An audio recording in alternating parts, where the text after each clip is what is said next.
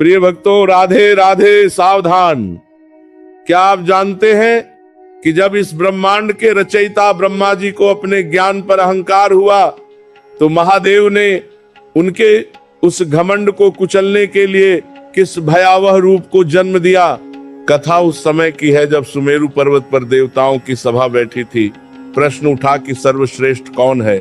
ब्रह्मा जी अपने 5 मुखों से महादेव की निंदा करने लगे। महादेव तो शांत थे, पर सत्य की मर्यादा भंग हो रही थी। उसी क्षण शिव की भ्रुकुटी से एक प्रचंड ज्योति निकली, काजल से भी काली, आंखों में करोड़ सूर्यों की ज्वाला। वह साक्षात काल भैरव थे। प्रकट होते ही उन्होंने अपने एक नाखून से ब्रह्मा जी का वह 5वां सिर काट दिया जिसने महादेव का अपमान किया था। यह संदेश था कि अहंकार चाहे देवता का हो या इंसान का, महादेव के न्याय से कोई नहीं बच सकता। पर इस कृत्य से भैरव पर ब्रह्म हत्या का पाप लगा। ब्रह्म हत्या के पाप से पीड़ित काल भैरव जब ब्रह्मा का कटा सिर हाथ में लेकर तीनों लोकों में भटक रहे थे तो उन्हें कहीं शांति नहीं मिली। पर जैसे ही उन्होंने महादेव की प्रिय नगरी काशी में कदम रखा, वह कपाल उनके हाथ से गिर पड़ा। महादेव ने प्रकट होकर वरदान दिया, हे भैरव, अब तुम इस नगरी के अधिपति होगे। यहाँ का शासन अब तुम्हारे दंड से चलेगा। इसीलिए काल भैरव को काशी का कोतवाल कहा जाता है। यहाँ यमराज का भी बस नहीं चलता। काशी में जो भी पाप करता है उसे यमराज के पास नहीं बल्कि भैरव की कचहरी में ले जाया जाता है। वहाँ मिलती है भैरवी यातना। यह वह सजा है जहाँ आत्मा के कई जन्मों के पाप कुछ ही क्षणों की अत्यंत तीव्र पीड़ा में भस्म कर दिए जाते हैं ताकि आत्मा सीधे मोक्ष को प्राप्त कर सके। कोतवाल का डंडा सबके लिए बराबर है, चाहे वह राजा हो या रंक। काशी को 8 दिशाओं से 8 महाशक्तियों ने घेरा हुआ है। इन्हें अष्ट भैरव कहा जाता है। असितांग, रुरुचंड, क्रोध, उन्मत्त, कपाल, भीषण और संहार ये केवल दिशाओं के रक्षक नहीं बल्कि मनुष्य के भीतर के 8 विकारों को कुचलने वाले देव है। तंत्र शास्त्र में काल भैरव को सिद्धियों का स्वामी माना गया है। बिना भैरव की अनुमति के कोई भी साधक अपनी कुंडलिनी शक्ति को जागृत नहीं कर सकता। अघोरी और साधु आधी रात को शमशान में भैरव साधना इसलिए करते हैं क्योंकि अंधकार में ही भैरव का प्रकाश सबसे तेज चमकता है। कड़वा तेल, मदिरा और चमेली के फूल ये भोग ये सिखाते हैं कि परमात्मा के लिए कुछ भी अपवित्र नहीं है। जो अपने भीतर की कनवाहट और अहंकार को भैरव को सौंप देता है वही संसार में अजय बनता है। लोग शमशान जाने से डरते हैं पर महादेव और भैरव वहीं वास करते हैं। क्यों?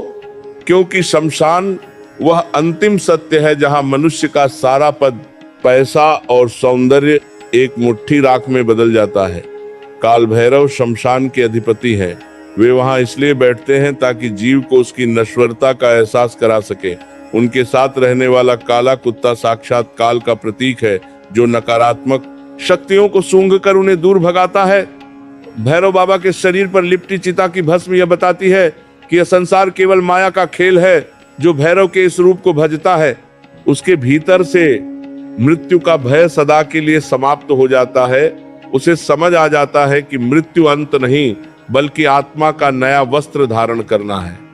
जो काल का मित्र है उसे फिर किसी का डर नहीं रहता।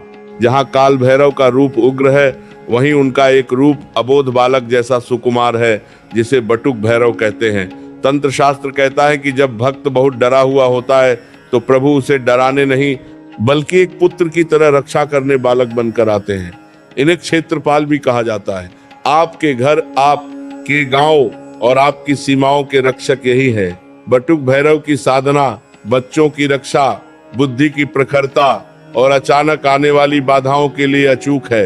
वे आपदुद्धारक हैं, यानी हर विपत्ति को पल भर में हर लेने वाले।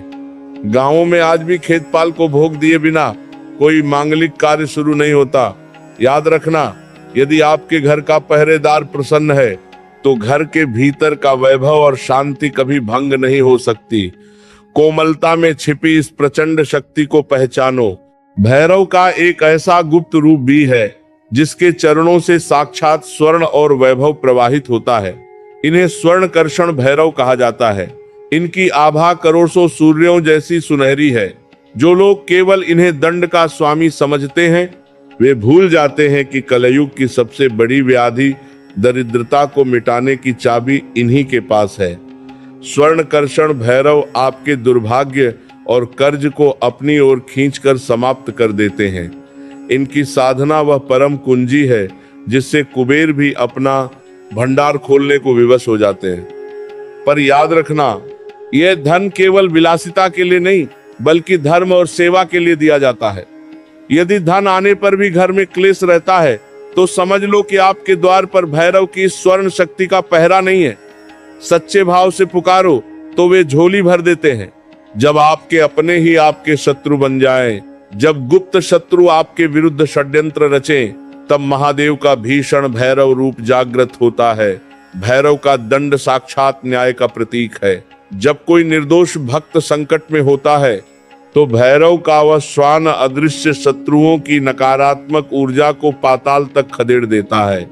भैरव कवच का पाठ करने वाले के चारों तरफ एक ऐसी अदृश्य अग्नि की दीवार बन जाती है जिसे साक्षात काल भी नहीं भेद सकता। शत्रु चाहे कितना भी शक्तिशाली हो, भैरव के प्रचंड अट्टहास के साथ मने उसकी बुद्धि काम करना बंद कर देती है।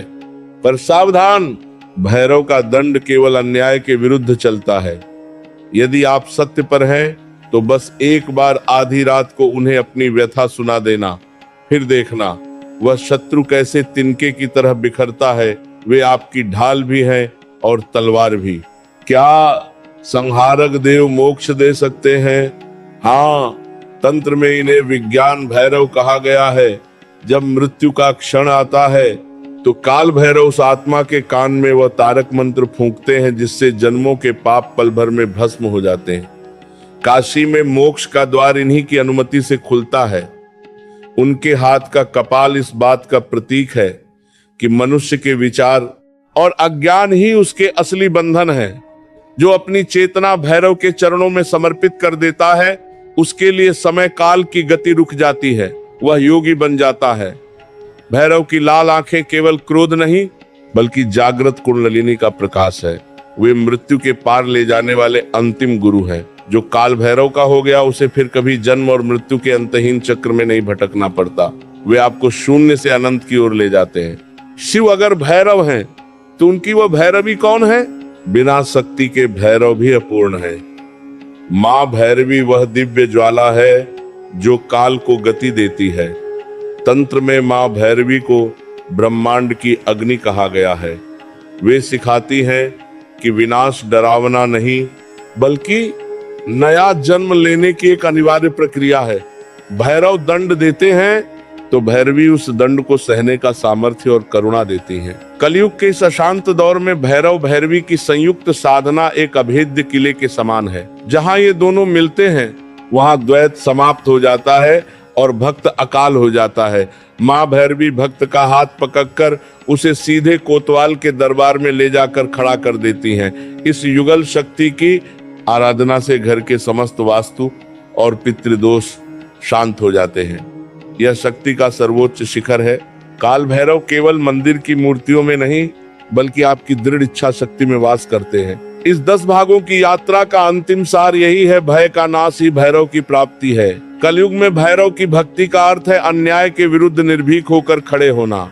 भैरव की सिद्धि के लिए किसी गुफा में जाना जरूरी नहीं, बस असहाय जीवों की सेवा करो, श्वान कुत्तों को स्नेह से रोटी खिलाओ और नित्य भैरव अष्टकम का पाठ करो। जो काल भैरव की शरण में आ गया, उसके भाग्य की लकीरें महादेव स्वयं फिर से लिखते हैं। समय रेत की तरह हाथ से निकल रहा है, जाग जाओ। अपने भीतर के अंधकार और विकारों को भैरव की अग्नि में समर्पित कर दो। काल भी उसी का गुलाम है जो भैरव का भक्त है। तीक्ष्ण दंष्ट्राय विद्महे महाकालाय धीमहि तन्नो भैरव प्रचोदयात्। भैरव बाबा का डंडा सदा आपकी रक्षा करे और उनकी करुणा आपको मोक्ष दिलाए। राधे राधे।